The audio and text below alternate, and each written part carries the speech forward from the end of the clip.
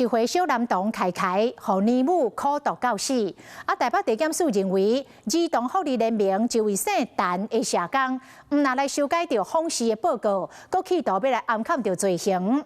早起，这位姓陈的社工第一届到法院来开庭，伊无认罪。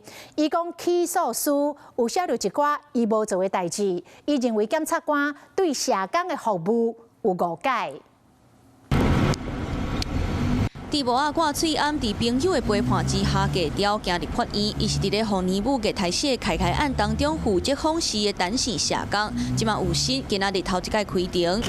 访视报告有没有造假？过去因为双手被扣掉，引发社会讨论。陈姓社工涉嫌坐改修改访视的报告，案发了后，国家联合开军组想要暗藏缓刑，奉用过失致死甲伪造文书罪起诉。检方认为伊犯后的态度无好，建请法院爱判较重的。 头一届开庭，伊原来是唔愿认罪。面对法官提问，伊讲检察官有写一寡我无做的代志，对社工的服务甲规定有误解，否认过失致死。强调访视记录本来就是手写了才登载，无不实内容，否认伪造文书。严惩失职社工，严惩失职社工。头届开庭即天，法院外口有袂少民众到当也是无法度原谅夜排抗议离福联盟。他根本就是伪造文书嘛，那他这样子不断的增补跟修改，甚至冠上说都是刘姓保姆说的，然后甚至还讲说还是意外死亡的，这真的是太夸张了。但是还是不认罪吗？